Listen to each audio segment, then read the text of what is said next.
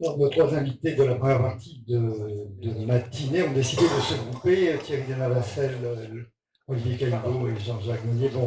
Bon, en fin de compte, parler ensemble, discuter ensemble pour deux d'entre eux de la partie la Rouerie, son enfance et la Révolution française, et la partie américaine pour Thierry Denavassel. Merci. Alors, je vais vous présenter tout d'abord à ma droite Jean-Jacques Monnier. Bonjour, vous êtes historien, docteur d'État. Et à ma gauche, Thierry Denavassel. Vous êtes plutôt dans le cinéma, plutôt producteur. D'ailleurs, La vérité si je mens, je crois, est un de vos films remarqués par le public. Comment partons du sentier pour arriver sur les sentiers de la guerre de la Rouerie un petit peu? Racontez-moi cette envie que vous avez eue de rencontrer de la Rouerie. Non, il n'y a aucun lien avec La vérité si je mens, je suis désolé. C'est un lien plus familial, puisque j'ai épousé une bretonne. Je ne suis pas breton, je suis désolé. Mais j'ai épousé une 100% bretonne. Et j'ai été baigné depuis mon mariage. Et je m'intéressais déjà à la Rouerie un tout petit peu. J'avais beaucoup aimé le livre de Lenôtre, à la fin du 19e. Et puis tout d'un coup, en me promenant en Bretagne, j'ai découvert la Guyamorais, j'ai découvert le château de la Rouerie, le tombeau là, avec les drapeaux américains et bretons, au milieu de nulle part, personne n'est là. Je pense que beaucoup d'entre vous y ont été. C'était un choc de voir tout d'un coup là où il est mort, donc avec la chambre où il est mort, et cette plaque de l'ambassade américaine en breton, anglais, français, avec le drapeau breton et américain, pas français. Voilà. Donc tout ça, ça a été, puis au fur et à mesure de mes recherches et tout ça, je me suis passionné pour le sujet, c'était très longtemps, ça fait plus de 10 ans. Et surtout, comme j'ai fait des études aux États-Unis et tout ça, je me suis intéressé à... Je vais arrêter là, la présentation, je ne vais pas être trop long, parce que sinon... Voilà, je me suis intéressé à lui du point de vue américain. Mais voilà, on va en parler après, tout ça. Merci, alors c'est ce qui va nous permettre de compléter finalement ce personnage fantastique. Jean-Jacques, on a l'impression aussi globalement d'une fuite en avant, enfin, d'un personnage hyper actif comme ça, qui est né, Jean-Jacques, où exactement? Dans la commune qui porte partiellement son nom, bien sûr, la paroisse porte partiellement son nom, Pénénia Fougères. Voilà. Mais bon, il a vite vécu à la campagne et au château, et une enfance sans père, puisqu'il a perdu son père quand il avait 3 ans. Et donc une enfance très libre, très aventureuse. Et cette enfance-là, à l'aventure, c'est un peu le reflet de sa vie par la suite. À l'aventure, c'est quelqu'un qui fonce, qui a besoin de bouger, qui a besoin d'agir, plein de générosité, et qui se trompe assez souvent, et puis par contre, il y a des options fondamentales qui peuvent être toujours actuelles de nos jours. Voilà, donc c'est vrai qu'il n'a pas eu d'autorité paternelle, donc peut-être qu'il se cherche aussi quelque part aussi un cadre. Là, on voit aussi son lieu de naissance. Bon, on constate quand même qu'il est issu d'une famille relativement aisée, donc tout ça permet aussi d'élever une personnalité assez atypique. Donc, toutes les photos qui passent là, il y a eu un phénomène technique entre Lannion et Rennes, et sont très sombres. Donc, on va essayer de les éclaircir. Alors justement, un peu plus d'éclaircissement sur la Rouerie, donc naissance plus ou moins cossue du côté de Fougères, pas de père, une mère qui finit par décéder également assez vite, et c'est important cette image parce que on réussit à l'engager du côté des gardes françaises. Il faut savoir que c'est pas n'importe quoi. Les gardes françaises, c'est la garde prétorienne rapprochée du roi. Donc c'est un peu un corps d'élite. Corps d'élite, mais enfin disons plus voué à la parade qu'à autre chose. Et donc c'est que c'est pas un corps où on a beaucoup d'avancement non plus. Et les enfants de familles nobles, l'un d'entre eux devenait généralement acheté. La famille achetait donc un grade, enfin, d'officier. Et là donc il va être en formation, donc il va être sous-lieutenant. Mais il n'ira pas plus loin au sein des gardes françaises. Et c'est en partie dû à son tempérament. Ça, il a du mal avec l'autorité, en gros. Hein. Oui, donc le tempérament de Laruéry, bon, il est à Paris, donc il bénéficie des avantages de la vie parisienne. Il va au théâtre, au concert, et puis il s'éprend très vite, mais s'éprend de beaucoup de choses, d'une actrice, enfin d'une comédienne, enfin une artiste de théâtre, oui, d'une chanteuse, et il parle aussitôt à l'assaut verbalement. C'est-à-dire que cette chanteuse, il faut savoir, elle vit de son art et de ses charmes parce qu'elle n'a pas un sou, donc elle est entretenue par un homme qui a une certaine fortune et qui s'avère être un petit peu en collision avec Tufan Laroëri.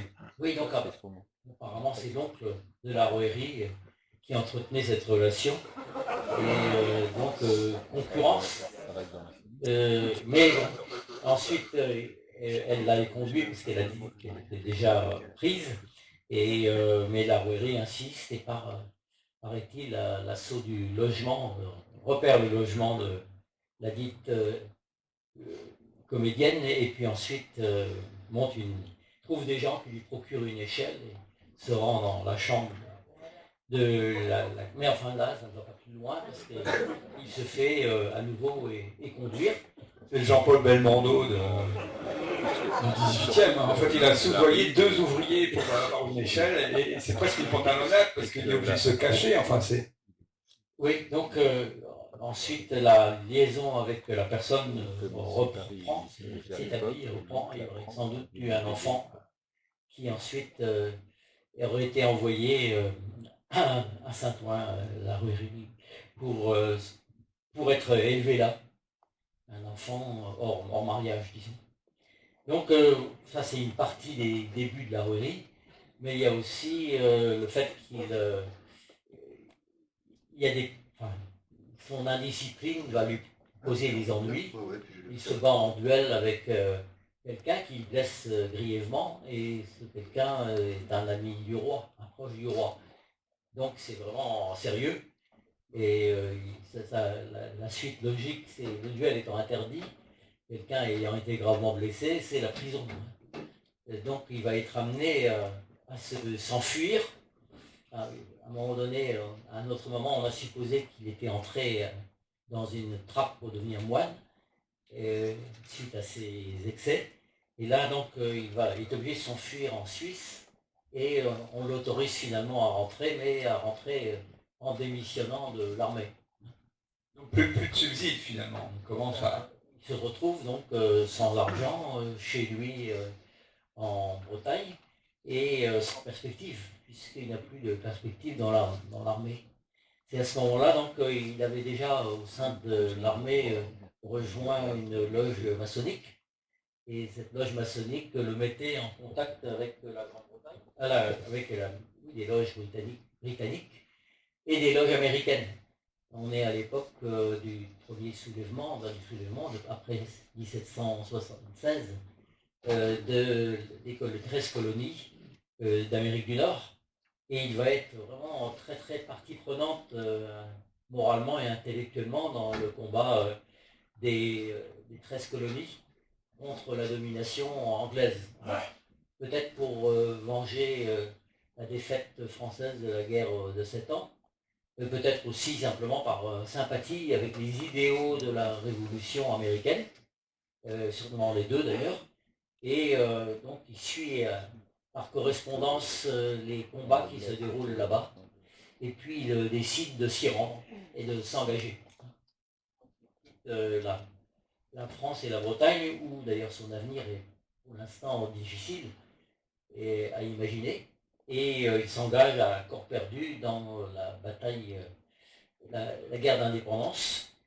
L'arrivée est difficile aussi, il est parti sur un bateau américain, le bateau américain en arrivant doit se saborder, et donc on part en petit bateau sombre, ce qui fait qu'il débarque aux États-Unis à la nage. Voilà. Il faut savoir avant qu'il avait voulu affréter d'abord un premier navire, l'Amphitrite, qui appartenait à Beaumarchais. Beaumarchais était prêt à donner un bateau, donc on voit bien qu'il y a toute une classe quand même intellectuelle, politique, d'écrivains, qui est prêt quand même à épouser la cause américaine. Thierry, est-ce qu'on peut quand même grossir un petit peu le tableau de ces 13 colonies peu avant ces événements? Bah, écoutez, quand il arrive, lui il arrive en avril 1777. Bon, ça fait 1 an que la Constitution a été votée à Philadelphie. C'est encore la situation est encore très fragile, naturellement. L'armée américaine est faite de bric et de broc, un peu, face à l'armée anglaise, très très bien équipée et tout ça. La France n'est pas encore investie complètement comme soutien. Voilà, Philadelphie, donc il arrive à Philadelphie. Alors, je vais repartir à la nage, là, qui m'a volé ma partie américaine. Donc, en fait, il prend le Maurice, il loupe d'ailleurs un premier départ en janvier, et puis là, il part avec son valet Lefebvre, et il prend le Maurice, donc le navire de Maurice, ils arrivent en baie de Delaware, et là, c'est raconté, d'ailleurs, c'est assez amusant, John Adams, qui est le 2e président des États-Unis, entre Washington et Jefferson, ne connaissant pas la Rouërie, fait une lettre à sa femme, que vous trouverez dans le livre, où il explique qu'il a appris qu'il y avait un bateau, et il raconte l'histoire du Maurice, que je vais vous raconter. Il raconte à sa femme, il parle qu'il y aurait 2 gentlemen français dans le bateau. Donc c'était la Rouërie et Lefebvre. Donc ils arrivent en face de Delaware, 3 frégates anglaises leur disent de ne pas passer. Ils ont la poudre, des canons, tout ça, mais des papiers pour le Congrès secret. Donc le capitaine Anderson donne les papiers dans une enveloppe huilée à la Rouërie et il lui dit « Mets tout le monde dans les canots de sauvetage », refuse d'obtempérer aux frégates, et ils partent en canot de sauvetage et lui reste sur le bateau, le capitaine. Et là, comme l'a expliqué, il y a les bombes, les boulets commencent à tomber, le canot où était la Rouërie se renverse, et il arrive à la nage dans les côtes de la baie de Delaware, ce qui est quand même une performance avec sa pêchette huilée. Alors là, bon, il faut qu'il fasse encore, je sais pas, 200 km pour aller à Philadelphie, qu'il traverse, et là c'était sauvage, c'était des grandes forêts, c'était pas du tout le Jersey maintenant, le New Jersey maintenant. Thierry, juste, est-ce qu'il avait déjà des contacts sur place? Parce qu'il faut pouvoir pénétrer le pays. Il avait de l'argent sans doute, il avait dû planquer quand enfin, moi je ne connais pas les détails, comment il a fait pour garder son fric. Il avait des contacts, il était recommandé, il était recommandé pas par Franklin, mais par l'autre, comment je. De temps en temps j'ai des problèmes de nom, mais l'autre qui était Sirius Dean, je ne sais pas quoi, un autre Américain qui était là, il avait des lettres de recommandation, tout ça par sans doute les francs-maçons, sa famille et tout ça. Et donc il avait des contacts, donc je pense qu'il a trouvé, je ne sais pas, personne ne sait très bien comment il s'est débrouillé, mais enfin il est arrivé devant le Congrès avec les papiers. C'est là où il a dit qu'il voulait se faire appeler colonel Armand. Il y a une anecdote assez drôle, c'est que le Congrès a pris Lefebvre aussi pour un autre chevalier, donc ils l'ont convoqué avec tous les honneurs et tout. Donc Lefebvre était un peu ennuyé. Voilà. Et là, il leur dit, écoutez, moi je veux me battre avec vous. Alors c'était donc le 13 avril, il a débarqué le 13 avril, c'était 3 mois avant Lafayette. Lafayette est arrivé en fin juillet, début août. Et lui, contrairement à Lafayette était envoyé en fait. Il était secrètement envoyé par Breuil, le service secret et tout. On disait qu'il est parti comme ça à l'aventure, mais pas du tout, tout était organisé. Lui, il est vraiment parti à l'aventure, sans aucune mission, ni rien du gouvernement, tout ça, il est parti tout seul. Mais enfin, quand même, avec beaucoup de recommandations. Et alors là, se situe, donc il leur dit ça, alors le Congrès lui dit très bien, mais vous savez, c'est lui qui décide, c'est Washington. Alors là, il y a un moment très amusant, qui est, les dates sont importantes. Le 10 mai, Robert Morris, qui était le banquier de la Révolution américaine, envoie une lettre à Washington, que vous trouvez dans le livre, où il lui explique comment donc la Rouërie, qui est un titre très bien, bonne famille, tout ça, très bien recommandé, Sirius Dean, oui c'est ça, et il lui dit, est-ce que vous pouvez le recevoir et tout ça. Le 13 mai, lui envoie une lettre à Washington. Alors ça a été très difficile à traduire, d'abord parce qu'elle était en anglais. Lui, la Rouërie parlait anglais avec aucun complexe, mais avec plein de fautes. Alors les gens trouvaient ça très coloré, très amusant, comprenaient, mais c'était... alors je ne vous raconte pas comment il faut traduire. D'abord, il faut transcrire, donc ça heureusement c'est fait par au Congrès aux États-Unis, ils transcrivent les lettres. Et après, il faut traduire, c'est incompréhensible, si vous voulez, parce qu'il utilise des mots, puis il s'embarque dans des histoires. Et cette lettre la première lettre qu'il écrit à Washington, Washington, qui était un homme très sérieux, a dû se dire, c'est que ce type-là, je vous mets à votre service, vous êtes mon Dieu, enfin bon, c'était excessif, qu'il ne connaissait pas, hein, mais très sincère sans doute. Donc il reçoit cette lettre de Washington, et là, on a une autre lettre, donc ça c'est le 13 mai, et le 16 mai, il y a une lettre de Washington, donc 3 jours après, qui est écrite au Congrès, au président du Congrès, John Hancock, et qui lui dit, écoutez, je vais recevoir M. Larouérie, mais moi j'en ai ras-le-bol de tous ces types qui débarquent, qui nous disent comment il faut faire, ils foutent le foutoir dans l'armée, donc il n'y a rien pour lui, donc prévenez-le qu'il n'y a rien pour lui, et je vais naturellement le recevoir parce que vous me le demandez et tout ça, mais voilà, il fait un peu une fin de non-recevoir là-dessus. Il reçoit le 19 mai, on ne sait jamais, personne ne sait ce qui s'est passé, mais le 19 mai au soir, il répond à Norris. Et alors là, ils disent, mais ce type est très bien. C'est incroyable, c'est une sorte de coup de cœur. Alors, du côté de Larouérie, on peut le comprendre, mais du côté de Washington, qui était un type très réservé, qui avait un jeu plutôt froid, grand, qui se méfiait beaucoup, mais qui jugeait bien les hommes et tout, qui était vous connaissez sa réputation, lui, coup de cœur, dit, mais ce monsieur m'a l'air très sensé. Donc ils ne se sont pas rencontrés. Si, rendez-vous, 19 mai. Et là, la lettre de Washington est étonnante, parce qu'il dit le contraire de la lettre de Larouérie. C'est un homme très sensé, je suis sûr qu'il ne va pas nous décevoir, il veut faire ça, voilà. Le jour du rendez-vous avec Larouérie, et en complet retournement, vous voyez. Et il donne un ordre de mission en disant, ben voilà, vous allez-y, recruter, faites code corps partisan, c'est ce que demandait Larouérie, il voulait recruter des Français, parce qu'il disait que c'était mieux, il y avait pas mal de Français là-bas, et de faire un corps de partisans pour aider l'armée, des choses comme ça. Et là-dessus, il commence à recruter ça avec l'ordre de mission de Washington.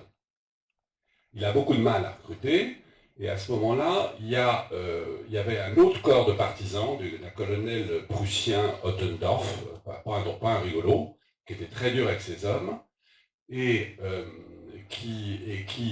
dont Washington se méfiait beaucoup, et je pense arrangé par Hamilton, parce Alexander Hamilton était le secrétaire de Washington à l'époque, hein, tout jeune secrétaire de Washington, il parlait français, parce qu'il était un descendant des Huguenots, il parlait très bien français, donc il se dit, bon, on va le mettre avec Ottendorf, qui est déjà tout équipé, parce qu'il n'y arrivera pas sinon à recruter tous ces Français, à organiser ça, ça. Donc il y a une première réunion pour arranger le coup. Et Ottendorf est furieux qu'on lui file un Français dans ses pattes. Surtout qu'il y a une petite différence, c'est que donc il est rattaché au corps d'Ottendorf quand il crée son premier corps de partisans, mais il n'arrive pas à le créer, mais il dépend directement de Washington. Ça, c'est tous des hommes de pouvoir, et beaucoup, vous savez, mettre les uns contre les autres. Donc ça agaçait beaucoup Ottendorf. Donc il y a une réunion au Jacobs Hills Tavern le 29 mai, pour arranger les choses, avec Hamilton essayant d'arranger les choses. Et là, il y a George Schaffner. Ça, c'est un personnage pour moi assez central, qui est totalement méconnu dans l'histoire de Larouérie, qui va devenir, je fais une projection, mais qui va devenir le numéro 2 de l'association bretonne. Et ça, on a des preuves, hein, dans les courriers du roi et de Calonne et tout ça, il était le numéro 2, c'est-à-dire qu'un Américain était le numéro 2 de l'association bretonne. Inouï. Bon, on verrait comment, mais là, George Schaffner était l'adjoint d'Ottendorf. George Schaffner, on sait très très peu de choses sur lui. Il est d'une famille de Lancaster. Je vais essayer d'aller plus vite, non? Est-ce que ça va être long, non? J'irai plus vite après, hein, mais c'est important que vous ayez les bases d'abord. Et George Schaffner, il a une famille bourgeoise. Hein, son père avait créé la première banque à Lancaster. Une famille de 7 enfants, il s'était enrôlé dès 1976 à l'âge de 19 ans dans le rôle, et comme il parlait allemand, il était toujours dans des corps de partisans ou des trucs de tous les gens qui venaient aider, allemands plutôt. Bon, là, il y a une rencontre entre les deux, pour la première fois entre Schaffner et Larouérie. Avant, il va se battre à la bataille de Short Hill, c'est la première, vers le fin juin, et là, Ottendorf aura disparu. On ne sait pas pourquoi. Alors, dans toutes les archives, il y a colonel Armand avec le partisan d'Ottendorf, mais en fait, Ottendorf avait disparu. On ne sait pas s'il a déserté, on ne sait pas, il n'était pas là. Et là, il se bat avec Schaffner à la bataille de Short Hills. Et là, c'est son premier combat. Ça fait 1 mois et demi qu'il est aux États-Unis. Il s'est jamais battu de sa vie. Jamais, parce qu'il a, au garde, comme vous le disiez, au garde royaux, il faisait des défilés. Hein, donc, il s'est battu il s'est sûrement battu, c'est ce que me disait un historien, il s'est sûrement battu dans les forêts de fougères avec ses copains parce qu'il aimait la castagne. Et il a fait son duel, il en a fait pas mal. Mais enfin, il s'était jamais battu dans le cadre d'une armée. Et il faut vous dire que les combats là-bas, c'était du corps à corps, c'était pas, messieurs les Anglais tiraient les premiers. C'est la guérilla. La guérilla, on fonçait avec des couteaux et hop, on se plantait. Il y a un film qui montre très bien ça, c'est le film avec Mel Gibson, vous savez, Les Patriotes, que je ne sais pas si vous savez, qui montre les combats. Et il montre très bien d'ailleurs le côté briquet de broc de l'armée américaine et des partisans, et le côté bien organisé, de l'armée anglaise, très bien équipée. On va pas faire une comparaison avec l'Ukraine et la Russie, mais enfin, bon, voilà. C'était vraiment, non mais c'était très, on croit toujours l'armée américaine, mais c'était rien du tout l'armée américaine à l'époque. Et là-dessus il se bat, et là il fait un coup d'éclat, il y a une lettre, donc il félicite, il réussit à sauver un canon très très important. Sur son corps de partisans qui commandaient, Lottendorf, mais c'est lui qui commandait, c'était pas les hommes qu'il avait recrutés, il en perd 50 sur 80, c'était une défaite, ça a été une défaite Short Hills pour les Américains. Il sauve les vies, il protège l'armée avec son corps partisan pour qu'il puisse reculer, que Washington puisse reculer, tout ça. Voilà. Et il est félicité, et dès donc sa première bataille, il ne s'est jamais battu, il se bat comme un chien, et il devient déjà un petit nom dans l'armée. Alors, bon, c'est vrai que vous le disiez, il était mieux. Bon, on retrouve ce qu'on disait tout à l'heure aussi. Il a du mal avec l'autorité. Il a du mal à s'insérer aussi, à collaborer avec les autres. Bon, c'est vrai que les troupes d'Ottendorf étaient un petit peu accusées aussi de violence vis-à-vis de l'habitant. Il a essayé de policier tout ça, mais on le voit souvent, en tout cas dans sa correspondance ou dans ses rapports avec l'état-major américain, il y a souvent des bisbilles. Il aura toujours des problèmes avec la hiérarchie. Il aura des problèmes, et toujours Washington le protégera, le défendra. C'est ça qui est très étonnant, c'est que depuis le début, Washington lui donnera raison, parce que naturellement, comme il n'était pas très obéissant, il y avait des supérieurs entre lui et Washington, naturellement, il ne dépendait pas directement, il y avait Stirling, il y avait Scott, il y avait tout ça, tous les généraux, et ils étaient toujours un peu agacés par lui, et puis lui, c'était... Alors, après, il y a eu jusqu'à la fin de 77, 2-3 campagnes, où d'ailleurs il a combattu aux côtés de Lafayette. Il n'est pas très content parce qu'il y a un moment, c'est la bataille de Gloucester, il est sous les ordres de Lafayette, ce qui l'agace un tout petit peu, parce qu'il a quand même 10 ans de plus que Lafayette. Et puis c'est un peu, vous savez, la noblesse de province et tout. Enfin, il y avait... faut pas dire, hein, ils se respectaient l'un l'autre énormément, hein, mais enfin ils étaient un peu en rivalité quand même. Et alors ce qui est intéressant, c'est que la mère de Lafayette est bretonne. Elle est issue d'une grande famille briochine. Donc Saint-Brieuc, Vitré, c'est 140 km. Ils sont de la même classe. Fort à parier qu'ils aient connu les mêmes gens. Sans doute. Ça fait des liens un petit peu. Voilà. Mais l'autre était plus dans la cour et tout, et lui... la période parisienne, j'ai l'impression qu'il n'était pas très à l'aise avec les gens de la cour de Versailles et tout ça. La Rouerie, il était plus ancré en Bretagne que c'est pas un mondain, en fait. C'est pas un mondain du tout. Alors, il y a encore 2-3 campagnes autour de Philadelphie où il participe, où il fait encore 2-3 coups d'éclat. Et avec d'ailleurs Lafayette, très honnêtement, refait un compte-rendu de la bataille de Gloucester où il le cite en disant qu'il a été très bon et tout ça. Et puis, il se retire à Vallée-Forge l'hiver. Parce qu'il y avait toujours une période d'arrêt des campagnes l'hiver, et puis ça reprenait au printemps. Et là, je ne vais pas rentrer trop dans le détail, mais il était obligé de rééquiper complètement son corps de partisan, toujours avec Schaffner. Alors ça, c'était très important. Alors, moi, j'ai un peu inventé une chose dans le livre, parce que je ne comprends pas comment Schaffner est resté, parce que je repars encore en avant, mais Schaffner a fait toute la guerre américaine avec lui, pendant 7 ans comme son adjoint, et puis quand il est revenu en 84 en France, il est revenu avec lui. Et après, il a fait toute la sécession bretonne avec lui. Et pour continuer encore, il lui a survécu 20 ans. À Jersey, il s'est retiré à Jersey en 93 quand Larouet est mort, il s'est retiré à Jersey. Bon. Et moi, j'ai retrouvé des traces, il a vécu jusqu'en 1818. Vous vous rendez compte? Et il s'est marié, il a eu des enfants, Et ce type, c'était celui qui connaissait le mieux la rouerie. Il a vécu de 1777 à 1793, il l'a pas quitté, jamais quitté. C'est un personnage dont on sait très très peu de choses. C'est étonnant, c'est étonnant. Et son tombeau est là-bas, déjà, le tombeau de Schaffner, avec la plaque, ça, on ne parle pas de la rouerie du tout, vous voyez, on parle de sa guerre. Il a eu toute autre vie. Il a été, je vais un peu en avant, mais il a été sollicité par les contre-révolutionnaires, naturellement, parce qu'il savait plein de choses, vous voyez, quand il était à Jersey. Et il n'a jamais voulu continuer le combat, si vous voulez. Ça, je vous expliquerai pourquoi, enfin, on en parlera après plus tard. Bon, je continue sur l'histoire américaine pour le brûler. Il y a eu ces deux grandes guerres, et puis il y a eu cette période de Vallée-Forge, et après, il n'y a plus de grands combats. C'était plus ce qu'on appelait dans le neutral ground une guerre de harcèlement. Vous voyez, ils étaient au-dessus de New York, ils avaient Philadelphie, ils étaient au-dessus de New York, et là, ils se regardaient en chat de faïence, et ils faisaient des incursions les uns les autres, et ça, c'était une guerre fantastique pour la rouerie, parce qu'il adorait ça, lui. D'ailleurs, il a fait un coup fantastique avec un peu de dragon. Racontez-nous ça, c'est incroyable. Alors, il était excellent pour ça. Alors, son corps de partisan a monté jusqu'à 200-300 hommes à un moment, et très bien tenu, extrêmement bien tenu. Quand il y a eu un défilé à Philadelphie au printemps 1778, il y a des gens, on les voit dans les courriers et tout, qui disent que son corps était magnifiquement tenu, impeccable, très bien équipé, tout ça. Alors, petite parenthèse aussi, c'était son argent, parce qu'ils n'avaient pas d'argent. C'est-à-dire qu'il était obligé d'aller pleurer au bord de foire pour avoir de l'argent qu'il n'avait pas. Donc il faisait des avances, qu'on lui remboursera partiellement après. Il empruntait, alors lui il n'avait pas vraiment beaucoup, mais il devait en emprunter.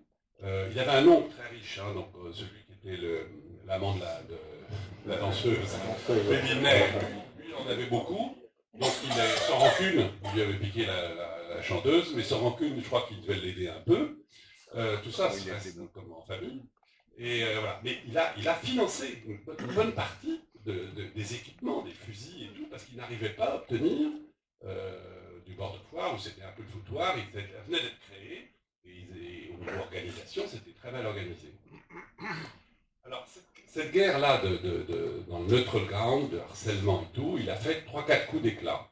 Alors, il y avait des corps de cavalerie de 200-300 soldats, et puis il faisait des incursions, et il en a fait 3, il y en a un, alors c'était la nuit, il partait avec 50 hommes dans le noir, il rentrait dans les lignes ennemies, et puis ils allaient choper un lieutenant ou un chef, et puis ils le ramenaient prisonnier. Alors il y en a un qui a fait, qui était père mort, qui terrorisait toute la région, parce que tous les habitants, naturellement, se faisaient arnaquer par les Anglais, enfin, on dira toujours, les Anglais c'est arnaquer, mais enfin, les autres devaient en faire un peu aussi. Mais donc, ils étaient épouvantables, il y en avait un qui avait une très mauvaise réputation, et lui, il est parti tout seul, comme cette affaire, et il l'a chopé, il est revenu, et même, il y a des récits, hein, des rapports du général qui était son commandant, où il est arrivé avec, il l'avait mis sur son cheval, parce qu'il voulait être sûr, il l'a surpris en train de dormir. C'est-à-dire qu'il est rentré dans les lignes ennemies, et il est à 20 ou 30, et puis ils se sont mis autour de la maison où il dormait, il l'a pris en pyjama. Et il l'a mis sur son cheval, et c'est lui, il voulait le garder sur son cheval pour le ramener. Ça, il a été applaudi quand il est arrivé dans le camp, tout ça sans perte du tout de son côté. Bon, donc là, Washington en parle dans une lettre aussi que vous verrez plus tard. Voilà, et là, il a vraiment, comme on le disait tout à l'heure, il est oublié complètement là-bas aux États-Unis. Hein, même s'il a une rue et tout ça, personne, aucun universitaire. Le dernier article qui a eu lieu, c'était en 1960. Sur lui, un petit article de 30 pages, très bien d'ailleurs, sur lui et la cavalerie américaine, mais il est complètement oublié, plus qu'en France, beaucoup plus qu'en France. Mais à l'époque, il était plus populaire, si vous voulez, que Lafayette. Lafayette, il était brigadier général, ce qui rendait encore furieux la rouerie, parce que lui, il n'était pas.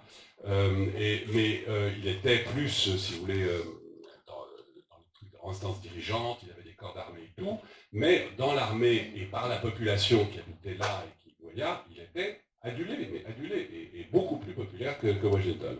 Donc on le voit bien encore près du peuple finalement, plus proche de sa sensibilité. Et avec, vous le disiez, une tenue impeccable de ses troupes. Et alors c'est un paradoxe quand même de voir cet homme qui est un peu borderline, vis-à-vis de sa hiérarchie, mais qui sait se faire respecter. Et je pense que c'est important de savoir ça, tout ce qu'il a fait aux États-Unis. Parce qu'on a eu un peu trop tendance à présenter la Rouërie comme un type farfelu, aventurier, sympathique, généreux, tout ça, mais pas organisé, pas très sérieux, tout ça. Non, attendez, son corps d'armée, il a très bien géré, stratégiquement, il gérait très bien toutes les attaques qu'il faisait, il était respecté pour ça, et puis il y avait beaucoup de travail administratif et d'organisation là-dedans, vous voyez ce que je veux dire. Donc c'était pas du tout un farfelu, c'était un type très intelligent qui a une grosse expérience là-bas, qui lui servira sans doute après la sœur bretonne, mais voilà. Alors justement, il y a ce retour à un moment donné, besoin d'argent, besoin peut-être de repos, besoin de rendre compte aussi de ce qui se passe au roi Louis. Il revient en France. D'abord, il y a quand il est venu chercher de l'aide, du matériel en France, il va voir les autorités. Et les autorités, bon, le reçoivent bien, mais ils ne donnent pas Il repart avec des choses, mais c'est plutôt lui qui les avait achetées. Oui. En fait, il a fait un emprunt. Il nous donnait la croix de Saint-Louis quand même. Il a fait un emprunt de 50 000 livres à 5%. Et il a hypothéqué, donc c'est bien, pour garantir cet emprunt. Donc il y a des convictions, puisqu'il finance lui-même la guerre de libération des Américains. Et donc c'est assez incroyable. Le gouvernement n'aurait pu y mettre de l'argent, et lui il le met quand même. Et on sait qu'il achète sans rincelles, des casques, des sabres, les fameux chapeaux des chars hongrois, enfin. Et après son retour, en 1780, il y a la victoire de Yorktown. Alors justement, là il revient, et il revient en juillet, fin juillet, août, et là se prépare le combat de Yorktown qui est vital. Et là, il revient avec tout son équipement, mais il retrouve son corps de partisans sans rien, qui avait entre-temps été mis sous les ordres de 3 personnes. Et tout le monde avait et en partie décimé. Et en partie décimé. Et il se dit, je ne vais jamais être prêt pour Yorktown, pour le truc, et la bataille qui se prépare et tout. Donc il va voir Washington et il lui dit, je veux me battre, mais comme je n'ai pas mon corps, j'y vais en tant qu'officier individuel avec 2-3 de mes camarades, dont Schaffner, et un autre là, voilà. Et il décide, j'y vais. Donc il y avait une bagarre, ça c'est assez amusant quand même, parce que c'est son dernier coup d'éclat. Il y avait 2 redoutes, des petites fortifications qu'il fallait prendre absolument avant de lancer l'armée, qui était extrêmement bien défendue par les Anglais et tout. Donc là, il y avait des soldats sous les ordres de Vieux-Ménil français de Rochambeau, et puis il y avait des soldats américains sous les ordres d'Hamilton, où était la Rouërie. La Rouërie était sous les ordres des soldats américains. Et il a été, et ça on a des écrits, parce que dans Build the Loud Drums, qui est un roman très connu avec des recherches et tout, il y a le nom de la Rouërie. Il a été un des premiers qui a sauté dans la redoute 9.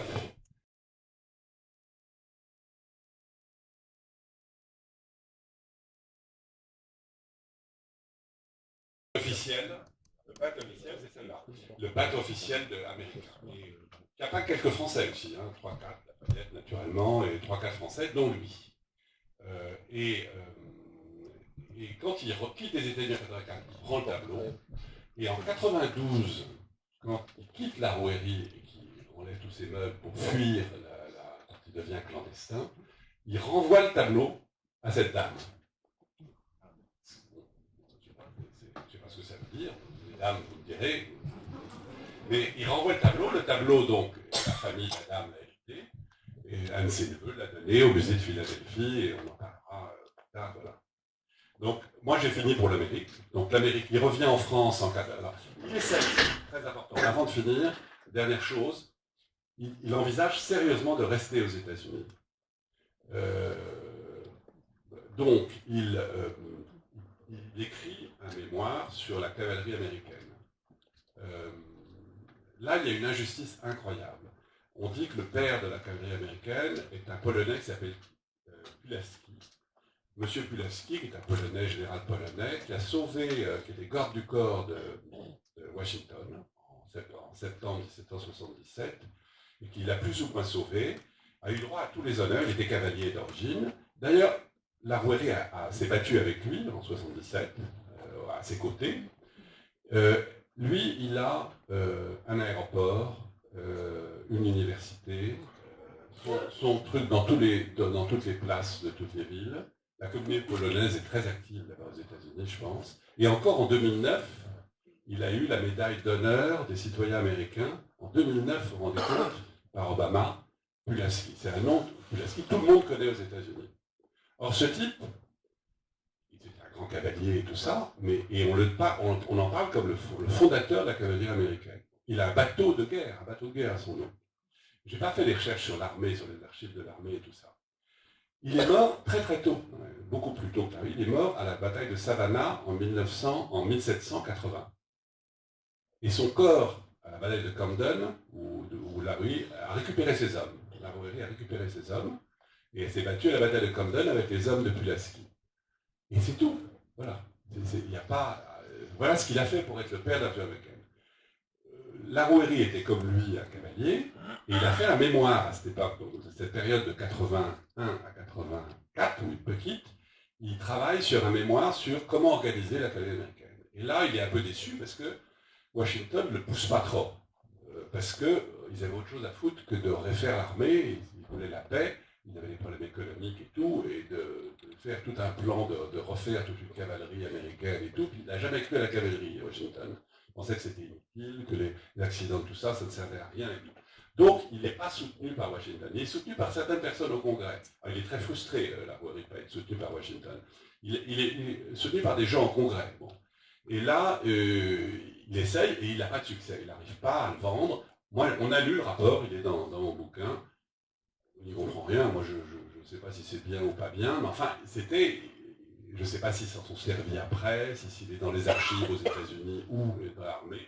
En fait, c'est lui qui a écrit ce rapport. Donc, il est beaucoup plus le père de la cavalerie américaine que Pulaski. Mais il a été complètement oublié, on en parlera plus tard après. Il a été complètement oublié. Et puis, il revient en France, et là, je passe. Voilà, et juste avant de revenir en France, c'est vrai qu'il a tenu aussi à ce que tous ces soldats obtiennent un certificat. Il a passé un temps vraiment infini à faire des certificats personnalisés à tous ces soldats. Absolument. Et là, vous avez toutes les lettres. Vous voyez, où il se bat pour qu'ils soient reconnus, pour qu'ils aient des terres, parce qu'on distribuait, comme vous n'avez pas de fric, il distribuait des terres aux soldats, aux officiers. Donc il se bat, il y a toute une correspondance avec Washington là-dessus, où il se bat, mais en emmerdant Washington tout le temps, parce qu'il écrit directement, parce que lui, ça l'énervait si vous voulez passer par l'administration. Donc il écrivait à Washington. Et Washington, assez gentiment d'ailleurs, lui répondait tout le temps. C'est ça qui est très étonnant. Quand il y a à peu près 150 lettres entre eux, que moi j'ai vu, il doit y en avoir plus. C'est très facile, si ça vous amuse, de voir ces lettres.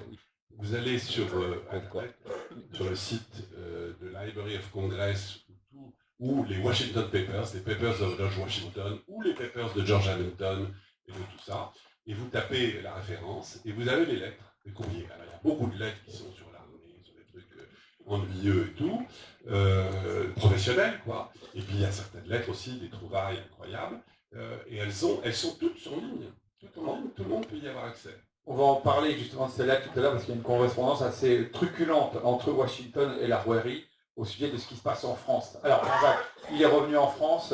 C'est un traitement un peu différent, un rapport différent qu'il a finalement avec l'État, avec les régnants, une fois rentré. Oui, donc il est plutôt bien accueilli cette fois-ci, mais les autres sont rentrés avant, Rochambeau, Lafayette, ils sont rentrés avant lui. Et c'est eux qui vont tirer la gloire de ce qu'ils ont fait.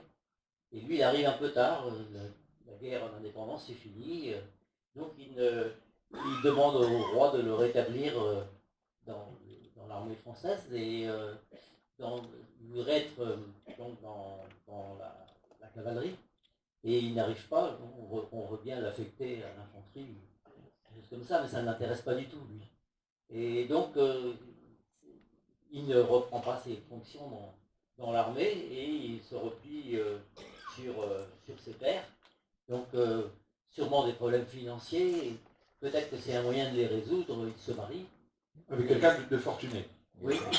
Et bon, c'est la vie, d'après ce que j'ai lu, l'entente entre eux était oui. très bonne, mais c'est ce qu'on appelle un mariage de raison. Et oui.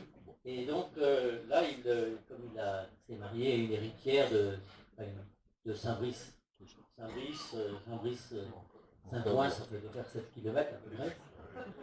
Donc maintenant, il a de l'argent, mais c'est vrai aussi qu'il est, quand il se marie, il écrit des têtes il y a plein de choses à rembourser. Et puis son épouse donc, n'est pas en bonne santé, elle a une sorte de tuberculose, et elle part, on lui conseille la montagne, hein, et elle part avec un mini-médecin de la Rouërie qui est chef-tel. Voilà, et en fait, Elle meurt très très rapidement au cours d'un séjour en montagne. oui, pendant ça, lui, il est parti ailleurs. Hein. Il continue finalement ses activités, quitte politique et autres. On sent qu'il s'ennuie finalement, parce que vu les aventures qu'il a passées outre-Atlantique, revenir dans son petit univers avec une femme malade, c'est pas évident. On sent qu'il a besoin d'autre chose. Et cet ami, finalement, on le verra par la suite, ça n'arrivera pas si grand ami que cela. En tout cas, il y a une vraie amitié qui se noue là, entre ce médecin qui a soigné sa femme et de la Rouërie.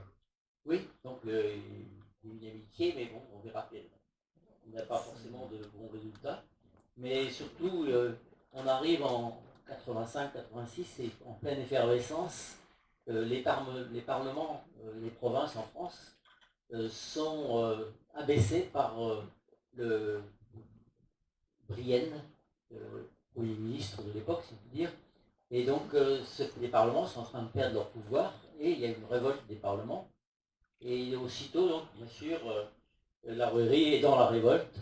Il est dans la délégation de 12 parlementaires, lui n'est pas parlementaire, qui vont qui vont essayer de se rendre à Versailles pour rencontrer le roi. Et en fait, ces 12 parlementaires cette délégation est envoyée à la Bastille. Et donc, la Rouërie est à la Bastille. Il ne faut pas trop s'inquiéter parce que les États de Bretagne envoient des vins, du champagne, etc., pour que leur séjour ne soit pas trop désagréable. Et puis il a des appuis sur place, enfin beaucoup de gens fortunés. Mais c'est aussi, il devient très populaire aussi. C'est quand même celui qui tient tête au gouvernement, celui qui demande que les parlements retrouvent leurs prérogatives. Il est en plein dans la pré-révolution. Et il aurait pu être un des leaders de la pré-révolution. Quand ils sont enfermés, il y a Schaffner, justement l'américain, quand ils sont enfermés, il y a Schaffner qui écrit à Lafayette en lui disant écoutez, c'est un peu inquiétant, la Rouërie est enfermée et tout ça. Et Lafayette lui répond, lui dit écoutez, vous inquiétez pas, ça va pas être trop dur pour lui. Et la lettre est très amusante de Lafayette, réponse à Schaffner, qui lui dit n'ayez pas crainte, surtout il n'était pas encore libéré, c'était pas quand il était libéré, ça. Mais oui, ça c'est pas trop mal et il ne va pas y avoir de problème, voilà. L'emprisonnement date du 14 juillet 1788. Quel est le différent entre le Parlement de Bretagne et le roi? Quelle est le différence? Le roi, bon, c'est le roi personnellement. Hein. C'est les Briennes, c'est les aristocrates, mais à un rang beaucoup plus élevé, qui essayent de serrer les boulons, de renforcer le pouvoir central, et donc d'abaisser les parlements qui jusque-là avaient le droit, devaient valider au moins une partie de ces parlements. Tous les parlements n'avaient pas les mêmes pouvoirs. Mais le Parlement de Bretagne, notamment, devait valider les nouveaux impôts, valider les nouvelles lois, etc. Donc il y avait un pouvoir dont ils s'étaient dessaisis là, par la réforme de Brienne et qu'ils vont récupérer au cours de cette bataille-là. Donc disons que être emprisonné à la Bastille, pour lui, c'était un titre de gloire. Et il rentre en triomphe ensuite. Même les futurs patriotes, la bourgeoisie révolutionnaire, plus tard, est tout à fait favorable à la Rouërie à ce moment-là. Ouais, c'est un personnage qui, on le rappelle, hein, quand il y a eu les premiers événements au niveau du Parlement de Bretagne, il y a eu des émeutes devant le Parlement, ça a bastonné sévère. C'est pas du tout que sur le terrain politique, vraiment, on pouvait craindre aussi un embrasement. Et là, on va arriver donc le roi pour trouver des solutions aux problèmes financiers notamment, annonce la convocation des États généraux, il y a toute une procédure, et aux États de Bretagne, donc ça va se diviser très fortement, un conflit entre le tiers-État, c'est-à-dire la bourgeoisie, et puis la noblesse, un conflit de représentation. Le tiers-État estime qu'il n'a pas assez de représentants par rapport aux ordres privilégiés, et finalement, donc la cession des États de Bretagne début janvier 89 va voir débuter des conflits très forts au sujet de cette réforme-là. la noblesse n'a pas voulu cette réforme-là doubler la représentation du tiers-état. Et donc il y a tension entre les deux ordres. Et les deux premiers morts de la Révolution, c'est quand la noblesse qui était, disons, séquestrée pratiquement, ici aux Jacobins, et veut faire une sortie. Il y a des combats à l'épée et il y a 2 nobles qui sont tués. Ce sont les 2 premiers morts de la Révolution française. Voilà, la fameuse journée des bricoles. Oui. Et la Rouerie, il y a tellement confiance dans ses rapports avec une partie de la bourgeoisie éclairée, se dit je vais aller leur parler. Il y a parmi eux, il y avait Moreau, le futur général Moreau, et des personnalités importantes. Et il avait une bonne relation avec Moreau, mais bon, là, il leur parle, ça passe assez bien. Et puis quelqu'un d'autre arrive, il leur parle aussi, et ça passe. Ils ont déjà oublié la sympathie qu'ils avaient pour la Rouerie. On est en période d'échauffement. Hein. Et donc, la Rouerie, qui se voyait parlementaire, hein, disons, élu aux États généraux, il ne peut pas se présenter puisque la noblesse bretonne décide de ne pas aller aux États généraux. Donc, il est extrêmement frustré et pas d'accord. Il aurait voulu que la noblesse élise ses représentants et participe aux États généraux auxquels il aurait participé. Et on imagine que la participation de la Rouerie aux États généraux aurait quand même été assez flamboyante. Ouais. Et là, donc, c'est tout le contraire. Il n'est pas élu, il aurait été représenté, il aurait été élu. Et il est donc un peu spectateur de ce qui se passe, c'est-à-dire d'une révolution pour laquelle il est vraiment favorable, puisque dans sa loge, la loge de Fougères qu'il a fréquentée, on préparait déjà cette révolution. Et mais donc la révolution passe, et puis lui n'est pas dans le wagon, et il assiste au contraire aux premières mesures contre l'Église, aux mesures contre le pouvoir royal. Il était, disons, royaliste, ça ne revient pas beaucoup chez lui, mais il est pour une évolution à l'anglaise. Parlementaire. Et il s'aperçoit aussi petit à petit que la Révolution est en train, dans sa progression, de peut-être pas servir les intérêts du peuple, comme on pouvait le croire, mais plutôt des nantis et des riches. C'est pour ça qu'il y a finalement un double discours entre ce qui est annoncé, ce qui est espéré. C'est la journée des bricoles que l'on derrière nous. Là, c'est son canton. Voilà. La Révolution donc, supprime les provinces et il en met en place progressivement les départements et qui n'ont aucun pouvoir. Hein. Et à l'intérieur des départements, il y a des cantons.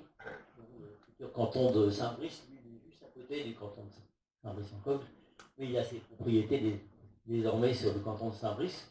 Et là, il va être de plus en plus heurté par la politique du régime, et il va penser à une opposition. C'est pas quelqu'un qui reste tranquille dans son coin. Il va penser à essayer de freiner cette marche. Il a vu l'abaissement du roi, les violences qui se multiplient, la condition d'ailleurs de ses propres paysans qui s'aggrave, parce que dès lors qu'il y aura l'assignat, ils sont payés avec de la monnaie qui ne vaut plus rien. Donc sur le coup, les grands espoirs du début laissent vite la place à des difficultés. Et en 92, donc la France va déclarer la guerre au reste de l'Europe.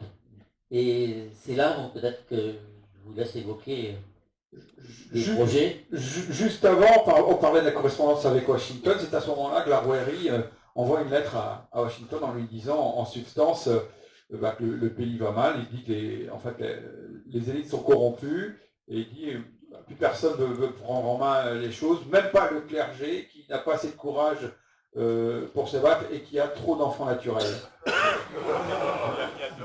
Et Washington lui répond, c'est intéressant. Hein. Non, il y a 2 lettres, oui, il y a 2 lettres comme ça très amusantes où il décrit la situation, et quand vous mettez les dates de ces lettres avec ce qu'il a fait pour la censure bretonne, alors il ne parle pas, surtout à Washington, il ne parle pas du tout de la censure bretonne, parce que c'était quand même très secret, quand vous l'avez monté, mais il lui parle de la situation avec beaucoup de liberté. Ces lettres mettaient toujours 3 ou 6 mois à arriver, donc c'est quelquefois un peu décalé par rapport aux événements, mais c'est très amusant aussi comment il explique, et c'est très instructif surtout, sur pourquoi il a créé l'association bretonne, contre la violence aussi, contre contre l'anarchie, contre tout ça. C'était ça, c'était pas du tout pour remettre le roi comme on l'a souvent présenté. C'était pas comme un réactionnaire, quoi. Non, c'était pas un réactionnaire ni un monarchiste, surtout pas. Il était, comme vous l'avez dit, monarchie constitutionnelle parce qu'il se disait qu'il faut aller progressivement. Et comme beaucoup de gens étaient, attendez, il n'était pas le seul, jusqu'en 91-12, plein de gens, le roi était, ce que je disais avec quelqu'un de l'Assemblée d'État, le tournant, ça a été Varennes. Varennes, c'est là où le roi a perdu toute crédibilité, vous voyez ce que je veux dire. Donc ça a été un choc monumental, Varennes, je pense. Et puis après, ça a été 92, naturellement, l'abolition de la monarchie en septembre et tout ça. Mais Varennes, ça a été le truc, je pense, qui a fait que tous les gens ont perdu toute crédibilité, oui, il a perdu la crédibilité, les gens qui essayaient de garder une espèce d'autorité pour faire les réformes et tout ça. Il y avait beaucoup de gens comme ça, on n'en parle pas beaucoup, on parle beaucoup de Danton, de Robespierre, de tout ça, mais on ne parle pas beaucoup de ces gens-là qui ont été décimés après. Et lui faisait partie de cette courant de pensée qui était très important. Hein. Ouais, Varennes, c'est le point de bascule, en fait. Le point de bascule. Alors, l'association bretonne, merci de passer, parce que moi, ça va être le sujet de la série sur lequel je travaille, c'est la création de l'association bretonne. Comment ça s'est fait? Alors, ça s'est fait, en fait, d'après ce qu'on en croit, hein, parce que c'est toujours la même chose dans ces archives, vous avez des lettres, des courriers, des rapports, des choses comme ça qui se contredisent sur les dates, sur des choses comme ça, mais enfin, on va dire courtement, ça a été fait en fin 90, d'accord? Fin 90, l'idée lui est venue. Il a d'abord été voir, ça c'est assez truc, il a été voir un aristocrate qui avait été ancien militaire pour qu'il soit président de cette espèce de mouvement qu'il voulait pour défendre, en fait, les intérêts des gens en Bretagne, d'accord? Ou des intérêts de sa région, en disant, moi je peux rien faire à Paris, parce qu'à Paris, il y a tout ce politique et tout, moi je n'ai pas de position ou de choses comme ça. Donc, on va le faire localement, on va le faire au niveau de la région et tout. Moi, je connais les gens, je vis avec eux et tout. Donc, c'était un mouvement régional hein, qui était. Et là, donc, il en parle à cet aristocrate et lui, il dit, je suis trop vieux et tout, c'est toi qui dois prendre le leadership, comme on dit. Voilà. Et il crée donc cette association, mais avec 2-3 personnes. Son premier, je crois que c'est un monsieur qui s'appelait Vincent Saint-Malo. Et en décembre, il va tâter à Saint-Malo qui pourrait le soutenir. Et ça, c'est un fiasco, parce que tous les armateurs et tout, ils veulent pas d'ennui, ils veulent faire des affaires, ils n'ont qu'une envie de se lancer dans un truc comme ça. Donc ça commence pas très bien. Bon. Et là-dessus, il se dit, bon, je peux pas faire ça tout seul dans mon coin, je suis pas vraiment soutenu là, donc on va aller à Coblence pour essayer de voir si les frères du roi peuvent me soutenir pour que j'ai une sorte de petit symbole. C'était pas du tout pour ça. Bon. Et il va à Coblence, et là il y a une rencontre très importante avec Calonne, qui est l'ancien premier ministre entre guillemets de Louis XVI, qui est en train qui suit tous les mouvements contre-révolutionnaires et tout, qui voit ce type débarquer, qui avait une certaine aura, qui connaissait déjà, parce que tout le monde le connaissait dans les mouvements officiels, et qu'il voit qu'il a l'air organisé, structuré. Et dans la tête de Calonne, c'était donc en début 91, dans la tête de Calonne, il y a un plan, une stratégie qui s'échafaude, qu'un historien a développé avec des preuves et avec des courriers. Toute la correspondance de Calonne qui est à Londres montre que pourquoi c'était extrêmement pensé et rigoureux. Et l'idée, c'était que Brunswick, d'un côté à l'est, attaque, avec les armées alliées, prussiennes et tout ça. Prussiens. Oui, prussiens. Donc, depuis avril 92, la France a déclaré la guerre. Mais moi, oui, d'accord, oui, et absolument. donc, ça se passe entre les deux. Ça passe en deux. Non, mais c'est-à-dire que, oui, vous avez raison, je vais trop vite. Bon, il va à Coblence, et il voit Calonne. Et là, Calonne le prend au sérieux, le présente à Charles X, de Provence, le prend au sérieux, lui dit c'est très bien et tout, vous souleverez des hommes, c'est très bien. C'est là où progressivement, entre 91 et 92, se crée cette stratégie de Calonne d'un côté à l'ouest, la Rouërie avec 10 000 hommes attaque, et de l'autre côté, Brunswick. Alors, ça ne s'est pas passé en 91, naturellement. Vous avez raison, c'était après la déclaration de guerre, la France Et là, quand il revient, il y a une autre anecdote incroyable, c'est quand il repasse à Paris, il avait perdu de vue Cheftel, le médecin qui avait soigné sa femme, qui était un médecin, anecdotiquement aussi, son père avait sauvé Chateaubriand, le père de Cheftel, celui qui a trahi, entre guillemets, il a trahi à la fin, mais pas aussi tôt que ça, je pense. Son père avait sauvé la vie de Chateaubriand, était un médecin de province très très connu, très respecté, qui soignait tout le monde et tout ça. Et ça, lui était le fils, Et il avait aussi, ça c'est vrai aussi, quand, au moment où la Rouërie était retirée dans son château après le duel, juste avant de partir aux États-Unis, il a fait une tentative de suicide, la Rouërie. Et c'est Cheftel, c'est le père Cheftel qui l'a soigné avec son fils qui est venu. Et ça, c'est aussi des coïncidences incroyables. Néanmoins, Cheftel, qui avait donc soigné sa femme, il l'avait perdu de vue. Il l'avait recommandé au comte de Provence en 1784-1785 pour être médecin là. Et puis Cheftel, c'était devenu un pote des Cordeliers, de Danton et tout ça. Et ils se parlaient plus. Et quand ils repassent par Paris au retour de Coblence, c'est le jour de Varennes, du retour du roi de Varennes. Et les dates correspondent. Et ils retrouvent Cheftel qu'ils n'avaient pas vu depuis longtemps. Alors, ils avaient été en contact quand même, puisque quand il a eu besoin d'argent pour commencer son truc, il a correspondu avec lui. Mais leur retrouvaille, c'est le jour de Varennes, et où il lui explique, sans aucun secret, ce qu'il est en train de faire. Et vous êtes d'accord avec moi là-dessus, hein? C'est-à-dire qu'il le savait, il ne savait pas les détails, mais Cheftel savait à l'époque, et Cheftel, lui, était un révolutionnaire convaincu. Très dogmatique. Très dogmatique, mais enfin, sincèrement convaincu, je crois. Moi, je ne veux pas réhabiliter Cheftel, mais le nuancer un petit peu, c'était pas l'horrible fourbe. Donc il ne l'aurait pas trahi, il l'a dénoncé. Il l'a dénoncé, et à la fin, surtout. Il l'a pas... C'est différent, c'est-à-dire que son amitié était en conflit avec ses convictions. Voilà. Donc on n'a pas de jugement là-dessus. Absolument. On peut décrire ce qui s'est passé. Voilà. Vous venez juste de donner un indice quand même aussi sur la personnalité de la Rouërie, puisque vous n'avez pas parlé de cette tentative de suicide. On sait ce qui l'a motivé, qu'est-ce qui l'a poussé, parce que ça dénote quand même d'une certaine fragilité ou... Moi, je pense, comme tous les gens forts, très forts, de temps en temps, ils ont des périodes de coup de mou, quoi. Un coup de mou. Un coup de mou. Et il en a eu un aux États-Unis, je crois, à un moment où ça allait mal et tout. Ils ont un coup de mou, et lui, il était un passionné, la Rouërie. Donc c'est un type qui ne faisait pas les choses à moitié, vous voyez ce que je veux dire? Il avait besoin de vivre la vie à fond. Alors, bon, il y a cette intrication entre effectivement ce que la Rouërie avait comme vision pour son pays, également ce qui se passe au niveau géopolitique en Europe. Il est au milieu de tout ça, Jean-Jacques, mais comment est-ce qu'il s'en départit en fait? Là, donc, la situation, c'est qu'il va y avoir cette guerre. On peut faire de la France, a priori, devait être en grande difficulté. Danton devait être en grande difficulté et devait avoir besoin de soutien d'alliés en France. Et en face, donc, il y avait la coalition plus Autriche et l'armée de Brunswick qui allait au devant des troupes françaises qu'elle devait affronter, qu'elle a affrontées ou qu'elle n'a pas affrontées. À coup de dysenterie. Oui, Van Nuys. Et donc, dysenterie républicaine. Il y avait une opportunité, c'était une sorte de front contre la Prusse qui aurait uni Danton et la Rouërie.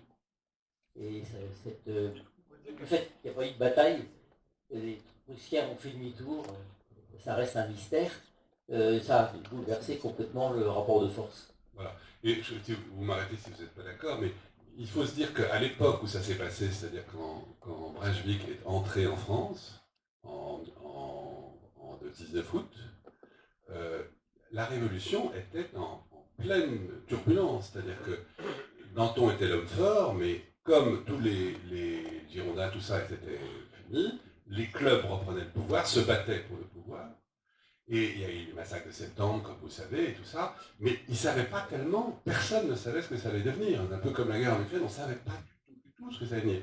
C'est pour ça qu'il y a ce lien entre Parchevetel de Danton-la Rouërie, qui est tout à fait compréhensible aujourd'hui, vous voyez ce que je veux dire, sur ce qu'on sait sur Danton, ce qu'on sait, comme il parlait à tout le monde, Danton, vous voyez, il y avait les francs-maçons, il parlait au roi, vous vous souvenez, on a découvert des choses. Et tout d'un coup, on voit qu'il y a une lettre qui a été découverte à la fin du 19e, de Danton à passe droit de Chevetel à Danton pour la Rouërie, mais qui peut ne pas être apocryphe parce que c'est exactement, elle est écrite par Danton dans son style et dans ce qu'après, dans toutes les recherches qu'on a menées sur Danton, on prouvait qu'était le personnage, vous voyez, qui parlait à tout le monde, c'est-à-dire que c'était très flou. Alors, ça c'est vrai qu'on est un peu dans les conseils, pardon. Je dis, que dit Scurry? Enfin, dans ce temps, ce ménage des portes de sortie. Ce qui s'est passé, c'est que Chevetel donc, était au courant, contre, mais n'en a parlé à personne. Et ça, on a la preuve, il y a eu des recherches faites par un type sur la société bretonne, incroyable, une thèse de 700 pages que je mentionne dans mon livre. Et il a la preuve parce qu'il a fait pour y arriver, il a fait une chronologie, si vous voulez, des comptes de l'association. Il y a M. André Couillard de Saint-Brice-en-Cockles, qui était aussi un chercheur incroyable, qui a fait des petits fascicules, avec alors ça veut dire quoi? C'était le secrétaire de la saison bretonne qui donnait de l'argent aux gens des membres pour des voyages. Donc on savait très bien, il a recoupé à peu près ce qui s'est passé. Et en fait, Chevetel n'a parlé à Danton, d'abord dans un premier temps, que juste avant le 10 août, c'est-à-dire très tard, en 92, Breton était au courant, parce que le révolutionnaire était au courant de l'association bretonne déjà, il avait quitté la Rouergue, mais il en a parlé officiellement là, et là, il a été envoyé par Danton voir la Rouergue qui s'est dit, qu'il a fait un truc qui était un accord, c'était vous gagnez le révolutionnaire, vous sauvez ma peau, et moi je gagne et je sauve votre peau. C'était très courant à l'époque. Hein. C'est ce qu'il a fait au roi, c'est ce qu'il a fait, ce que Danton a fait aux monarchistes. On essaye d'arranger les affaires, vous voyez ce que je veux dire, on va pas s'entretuer, on essaie de sauver la France, tout ça a été fait avec beaucoup de choses comme ça. Et ça, cette lettre-là, qui est, on disait apocryphe, mais je pense qu'elle est vraie, et que tout le monde pense qu'elle est vraie maintenant, il l'a donnée à Chevetel pour l'amener à la Rouergue au mois d'août, d'accord, où Brunswick n'avait pas encore envahi la France, il arrivait le 19, il était sous le point de le faire, et l'armée était juste là. Et dans la chronologie des faits, c'est très important pour la trahison de Chevetel, parce que là, Chevetel essayait d'être le messager entre les deux, vous voyez ce que je veux dire, d'essayer de convaincre Chevetel. Il disait la même chose, il disait, moi je vous sauve la vie, à Thérèse de Moyen, dont on en parlera j'espère, de sa cousine, et à la Rouergue, mais votre truc, je suis contre. Votre truc, j'y crois pas, ça va foutre le foutoir, peut-être la saison bretonne, mais j'essaierai de sauver vos vies, et arrangeons-nous, vous voyez. Mais après, il l'a complètement trahi, après, quand il a voulu... En janvier 1993, on en parlera. Alors justement, quelles sont les actions de la Rouergue à ce moment-là? Parce qu'on voit qu'il se démultiplie en fait. Disons qu'il essaye de mettre en place un réseau avec des correspondants par paroisse, pas encore par toutes les paroisses, mais enfin pas mal de correspondants, et qui sont des gens fiables et qui pourront le jour J mobiliser des gens, mobiliser des paysans, etc. Il parlait jusqu'à 10 000 personnes, c'était son... Et donc, finalement, le soulèvement n'éclatera que de façon conjoncturelle lors du tirage au sort de le levée en masse, en mars 1793. Mais avant, donc, la Rouergue va de ferme de manoir en manoir ou de château en château, chercher des correspondants. Et on a vu que c'était un très bon... spécialiste du combat et de la guérilla. Et de la guérilla, parce qu'il l'a éprouvé aux États-Unis. Il était très convaincant aussi, et je crois que l'association bretonne était un truc très bien structuré, extrêmement bien structuré, très secret. Il n'y avait que lui, dans tous les statuts, il n'y avait que lui qui décidait, et Schaffner d'ailleurs, mais c'était extrêmement structuré et très bien organisé, vous voyez ce que je veux dire. D'accord, on dit 10 000 hommes, on n'en sait rien, parce qu'on n'en sait rien, ils disaient 10 000 parce qu'ils n'étaient pas soulevés. C'était au moment où ces trucs qui soulevaient les gens. Donc on ne peut pas savoir. Et c'est très possible qu'il y ait eu 10 000 hommes, possible, potentiel, vous voyez ce que je veux dire. Donc en fait, pour résumer, il voulait structurer une chouannerie, enfin en tout cas une révolte qui pouvait, avec un système pyramidal. Il voulait remettre une monarchie constitutionnelle. D'ailleurs, dans les statuts, il s'est battu avec Calonne et avec Coblence pour établir les parlements bretons, certaines choses du breton, et pour pas de retour à la monarchie absolue. C'est écrit noir sur blanc dans les statuts.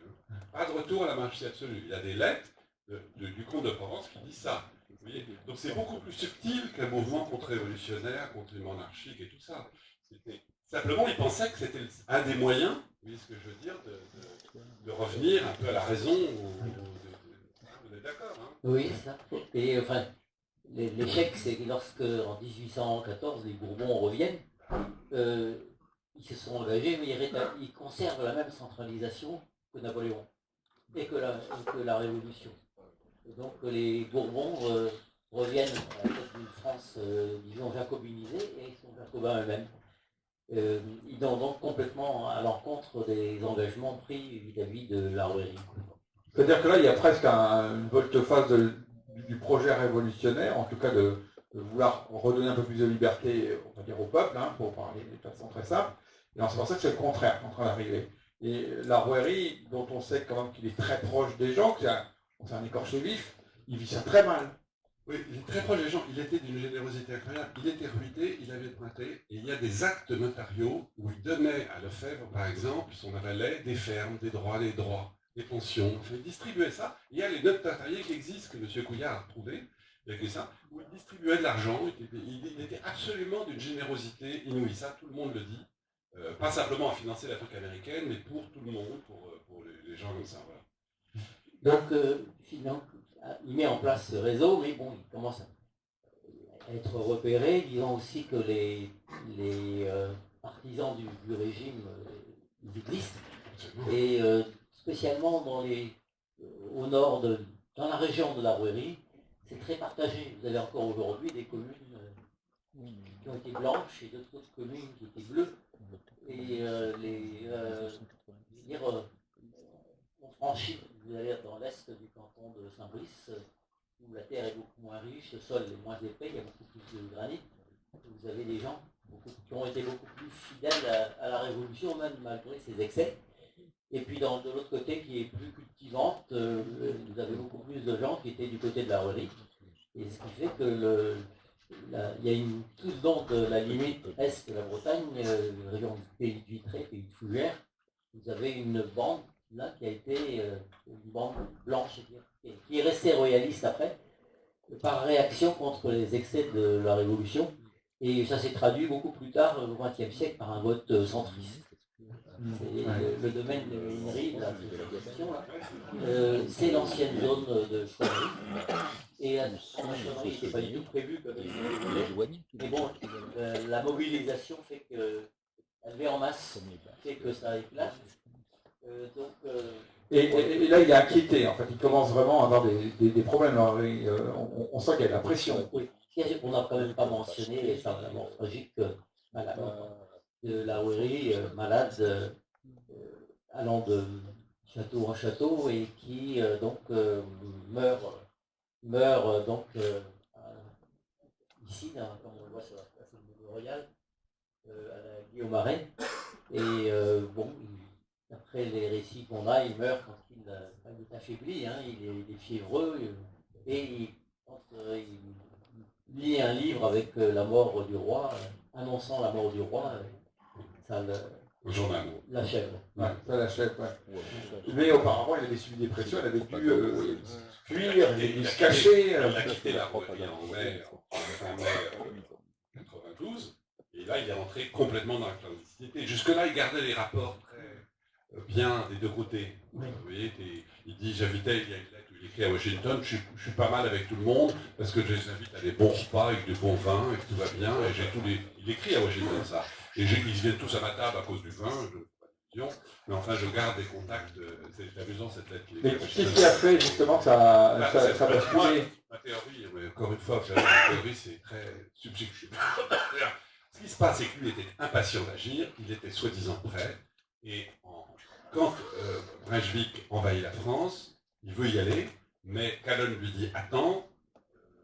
En plus, les correspondances étaient compliquées quand même. Hein. Il y a un type Fontevieux qui faisait ça, tout était décalé du voyage. Vous voyez, il n'y a pas Internet. Donc, il veut y aller, et Calonne lui dit non, attends qu'il soit bien installé, d'accord, bien installé en France. Il était en France, hein, il était à 3 heures de Paris, hein. Et même là, Calonne le freinait encore, d'accord. Et puis il y a Valmy, qui est une surprise pour tout le monde. On va pas en parler ici, c'est pas le sujet. Oui, sans combattre. Sans combattre. Alors tout est dit, hein, franc-maçonnerie, le trésor du roi. Le trésor du roi, à Brunswick, négociation franc-maçonne, dysenterie.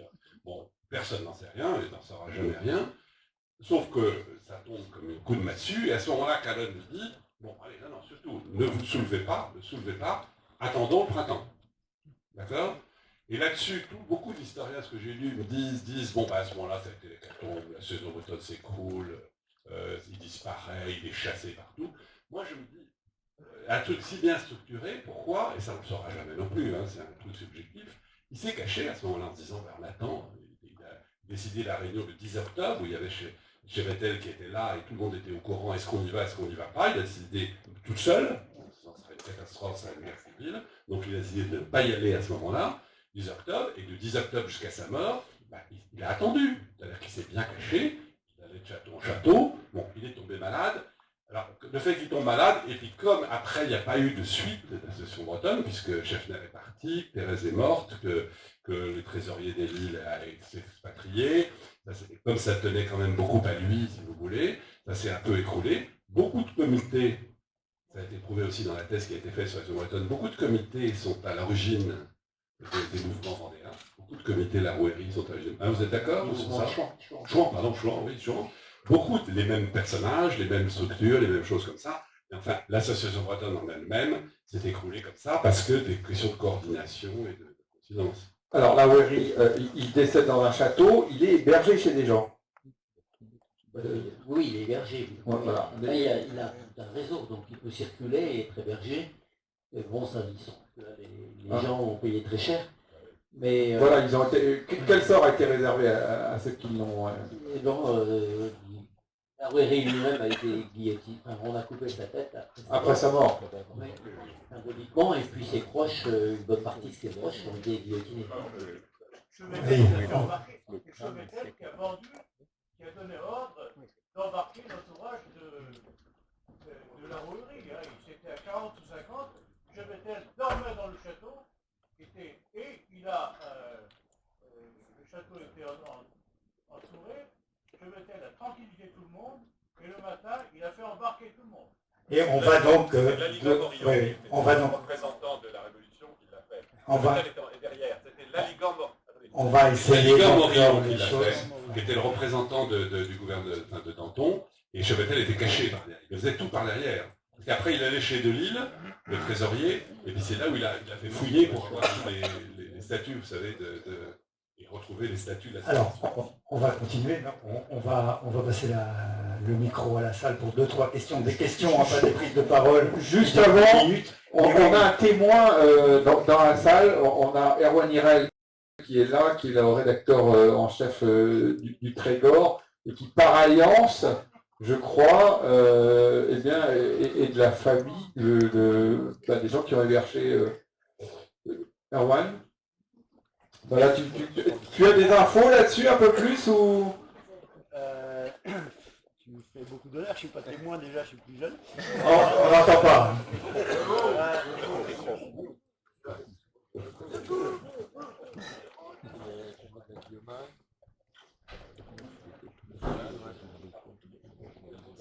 Non, c'est pas tout à fait ça. En fait,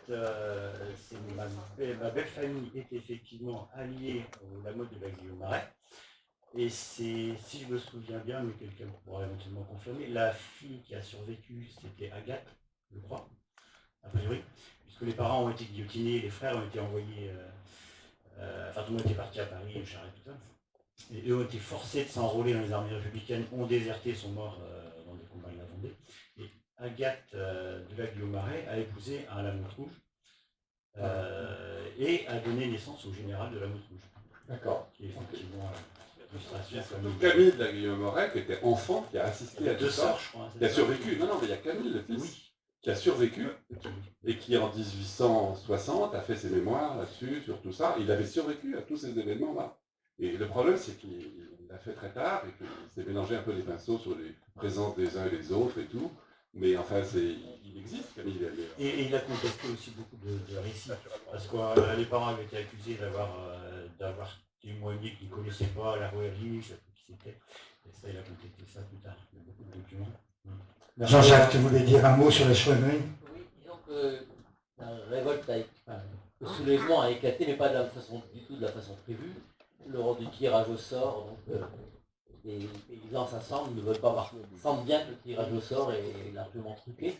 D'autre part, l'obligation de service armé hors de Bretagne n'existait pas auparavant. Donc on voit ici les communes où il y a eu soulèvement. Et regardez la lisière est, une fougère, là il y a eu soulèvement. Mais par contre, à côté, il y a des régions qui ne sont pas soulevées encore, qui se soulèveront souvent plus tard. Mais la conséquence, voilà, la chouannerie donc, va s'appuyer sur les réseaux qui avaient été mis en place par la rouerie. Et vous avez donc Boisguy, qui était son aide de corps, hein, son adjoint, tout jeune, 15-16 ans, et qui lui a réchappé à la Révolution d'ailleurs, il a survécu et vécu assez longtemps après. Et c'était des gens de très très bon niveau, et qui ont donc servi d'encadrement à la chouannerie dans cette secteur-là. Et donc la force de la chouannerie, ça a été, contrairement à la Vendée, de ne pas constituer D'armée de front. de faire d'affrontement direct, mais de mener des coups de main. Et à ce moment-là, une guérilla est très invincible si elle ne mène que des coups de main. Ouais, on peut dire que la chouannerie n'a pas été vaincue finalement. Il y a eu des trêves, une partie, pas mal des chouans, d'ailleurs, les chefs chouans en ont réchappé, ce qui montre parce qu'il y avait des trêves et on n'élimine pas celui qui négocie. Et donc la chouannerie, contrairement à la Vendée, malheureusement pour la Vendée, la répression a été atroce, mais la chouannerie n'a pas connu ni les très grands affrontements armés, ni la répression féroce. Alors, si les zones d'insoumission larvées ont continué jusqu'à la fin de l'Empire. Mais apparemment très bien piloté, parce que si tout le monde est héritier de la rouerie, y compris les encadrants. Franchement, c'était pas très loin, c'était dans la Mayenne actuelle. Et d'autres, Tateignac, c'était pas loin non plus. Les chefs chouans de l'époque étaient des gens très combatifs et parfois de valeur. Oui. Quels sont les liens de Chevetel avec le chapelier? Est-ce qu'on a parlé de ça, le chapelier qui a donc voté la loi sur la suppression du privilège et donc les autonomies en Bretagne, les parlements. Est-ce que Chevetel et le chapelier étaient en relation? Logiquement, il n'y avait pas 36 loges, loges de prière. Mais bon, c'est pas suffisant comme argument. Et monsieur Fond? Oui, bonjour à tous. Éric Betty, consulat des États-Unis pour le Grand Ouest. Thierry de Navassel a dit juste une chose, j'aimerais juste apporter une petite précision. Il n'y a pas, les Américains n'ignorent pas complètement le colonel Armand, car je prends un témoin, François-Xavier Lefranc, Diego Barbier de Chalais et mon ami Joël David, pour juste relater un incident qui a eu lieu à la libération de la Bretagne, juste après la percée d'Avranches. Joël, est-ce que tu veux prendre la parole à propos du général Wood? Oui. Diego est là, d'accord. Diego, est-ce que tu peux prendre la parole et dire ce qui s'est passé en août 1944? J'ai un peu la voix cassée malheureusement. Oui, merci. Alors, je ne sais pas si actuellement, au XXIe siècle, je pense qu'il y a encore connu sans doute un petit peu dans le milieu américain, mais toujours est-il que, en fait, donc je me présente, Diego Barbier, en fait, on est à la rouerie depuis notre famille depuis plus de 200 ans, et on entretient, j'ai vu mon arrière-grand-mère, mon grand-père faire des visites guidées sur la rouerie. En vérité, notre arrière-grand-mère nous a raconté effectivement un état de fait où lors de la libération donc, des Américains, on est la première commune bretonne, puisqu'on est à cheval entre Bretagne et Normandie, qui a été libérée par la 3e armée américaine de Patton. Et en fait, une jeep d'officiers américains, je crois qu'ils étaient au nombre de 4, s'est présentée à la rouerie à l'époque, invitée par mes arrière-grands-parents, et mon arrière-grand-mère a été surpris de voir cette jeep s'approcher de la rouerie et leur demander ce qu'ils cherchaient. Et alors, les Américains, les officiers, alors je pense que sans doute le général Wood devait peut-être en faire partie, lui ont demandé si c'était bien ici, cette maison dont ils avaient entendu parler dans leur livre d'histoire sur l'histoire américaine, du colonel Armand. Alors, la grand-mère, très étonnée, leur a demandé, mais comment vous connaissez cette histoire? Parce que même au niveau local, régional, on n'entend plus trop parler de l'histoire de la Rouerie. Et un des officiers lui a dit, mais non, Madame Barbier, l'histoire de Colonel Armand, on l'apprend dans nos manuels d'histoire sur l'histoire de guerre, l'indépendance américaine. Donc on voulait un peu faire hommage, et on savait que cette maison se trouvait dans les environs de, comment dirais-je, de la Bretagne, et notamment, on quitte un peu le cordon de l'armée de Patton pour faire une visite. Donc voilà, c'était assez original, en pleine tourmente de la Seconde Guerre mondiale, de voir qu'il y avait encore cette mémoire chez certains officiers. Après, je pense qu'il est encore connu, comme disait Alain Sanders et Jean Raspail, qui ont écrit aussi un ouvrage sur la Rouerie, par quelques happy few, c'est-à-dire un peu des milieux intellectuels américains qui traitent de l'indépendance. Mais c'est vrai que malheureusement, petit à petit, la mémoire se perd. Donc voilà, mais on l'espère que ça viendra. Il n'y a pas d'ouvrage aussi, beaucoup d'ouvrages écrits en anglais. Sur la Rouerie. Je crois qu'il y en existe peut-être un, j'en sais rien. En tout cas, il y a déjà un ouvrage espagnol qui a été écrit très récemment sur Lady Washington, la femme de George Washington. Et elle relate quelques faits avec la Rouerie. Donc déjà en langue espagnole, ça commence. Donc peut-être qu'en langue anglaise, ça vient.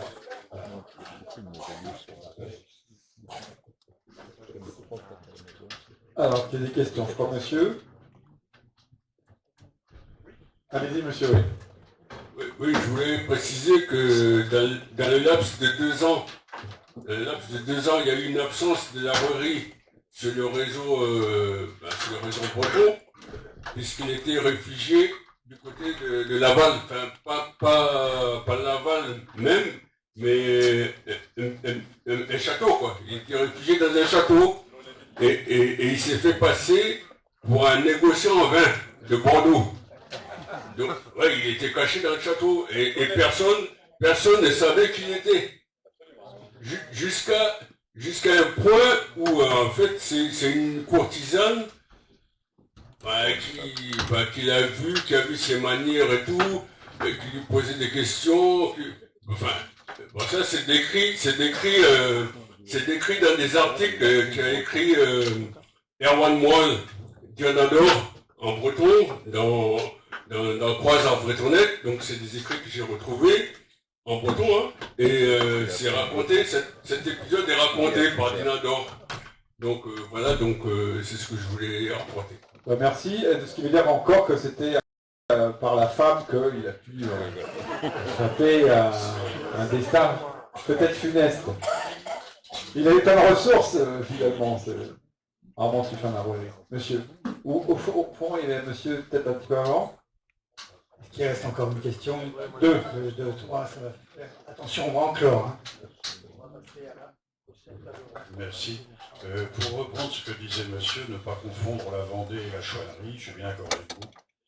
Quand vous parliez de la journée des Ridelles et de cette émeute place du Parlement où il y a eu 2 morts, les 2 premiers morts de la Révolution en 88, eh bien sachez, et vous le savez, Moreau était présent en tant que leader des étudiants de Rennes et de Haute-Bretagne, et c'est en tant que leader que le lendemain, il a lancé un appel au secours à ses collègues étudiants de Nantes, de Vannes, de partout, et Cadoudal était en route, il n'était pas encore étudiant, il était scolaire, que les ecclésiastiques de Vannes, et avec des amis, il est monté sur Rennes pour suivre cet événement qu'il pressentait pré-révolutionnaire. Eh bien, ceci pour dire que cette chouannerie part de loin, parce qu'on est en 1788, et ces gens-là, Puiset et d'autres, on n'a pas cité Puiset, qui est le transmetteur un peu mou de la Rouerie dans la pérennisation de la liaison avec le financier Pitt en Angleterre. J'arrête là, on va s'arrêter, mais pour mon idée de ce mouvement, c'était de dire que cette chouannerie prenait déjà essence dans la guerre des Ridelles, la journée des Ridelles à Rennes, puisque même les gens venaient de Vannes pour soutenir ce mouvement qui paraissait un peu débridé, mais c'était les prémices de la Grande Révolution. Et on arrivera à la chouannerie après, avec Cadoudal. Il faudra qu'on fasse 2 journées. Je vais fermer là pour cette première partie, sinon on va pas tenir les délais et ça ne sera pas possible. On va